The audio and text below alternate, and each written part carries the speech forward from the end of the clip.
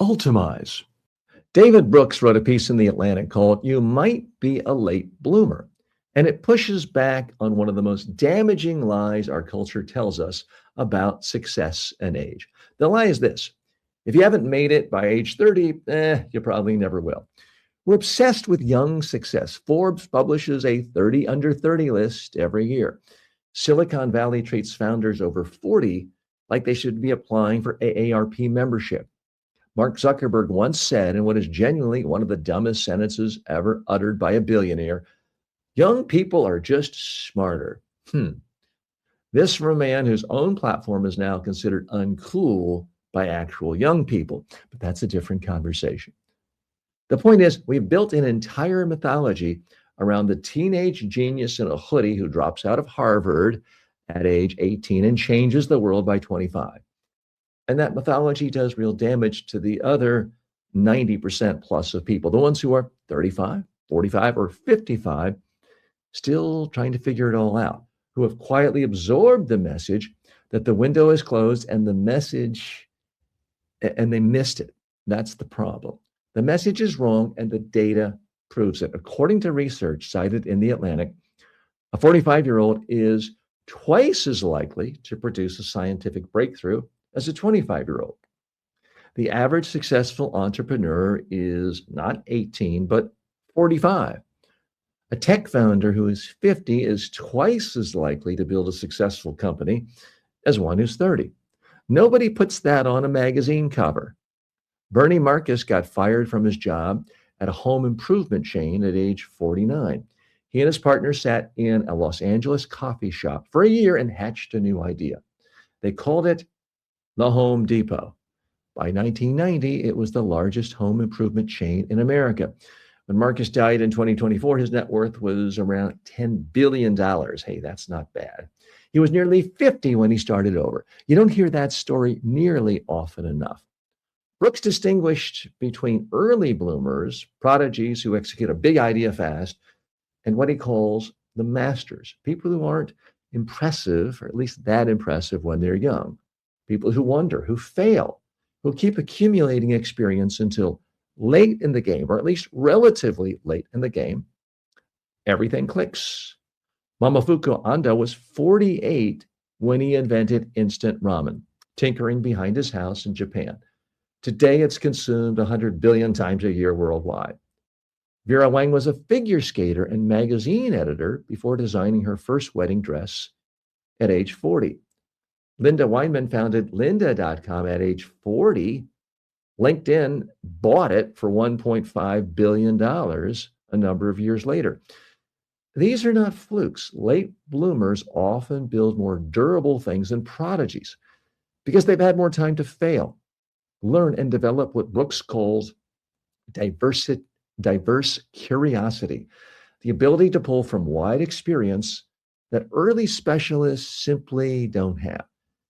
Now, I want to get personal, if that's okay with you. From the age of 25 to 39, I personally failed at virtually everything I tried: television shows, radio shows, consulting ventures, website businesses, more than 100 projects that either never launched or launched and failed miserably and disappeared.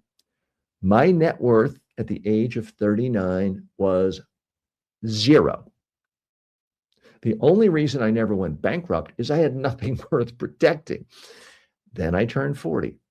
Not magically, but years of accumulated failure and learning finally came together. I started building online courses in communication, doing training services, public speaking.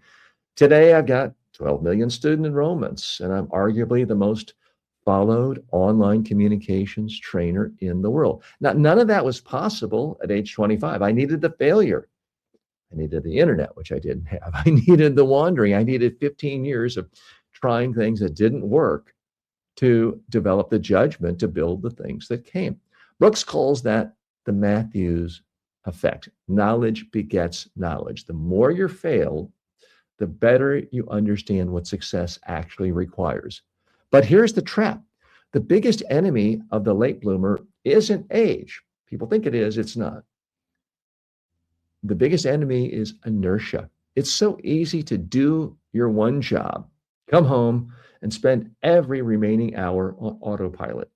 Netflix, sports, scrolling. Nothing wrong with any of those in doses.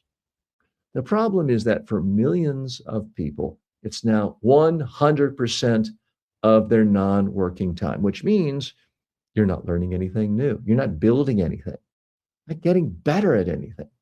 If you're not learning, you're stagnating. And if you're stagnating, your chances of being more successful 5 years from now are essentially zero. Here's what I'd suggest: cut 1 hour of Netflix, learn something, build something, create something someone would pay for. Could be an app, could be a website, could be a lemonade stand. I don't care. We live in an economy that rewards creators above everything else. You're not too old, but you do have to show up. F. Scott Fitzgerald once wrote, "There are no second acts in American lives." Brooks' entire article is a rebuttal to that sentence. Cezanne was considered a failed painter well into middle age. His best friend wrote a novel with a character based on him, a failed artist who commits suicide.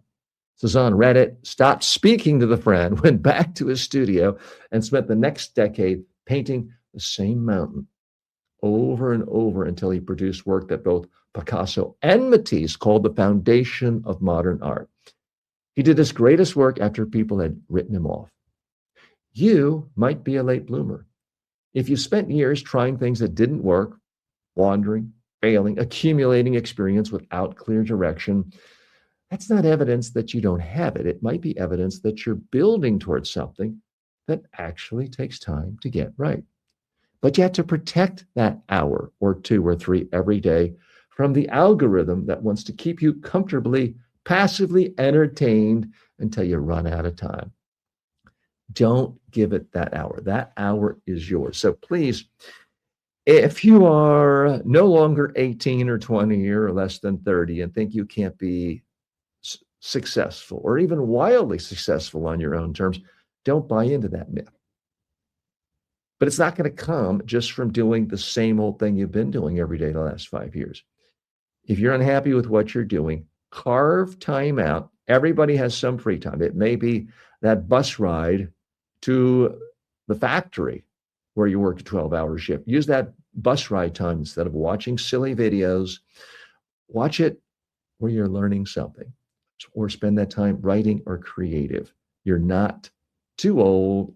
It's not too late. Ultimize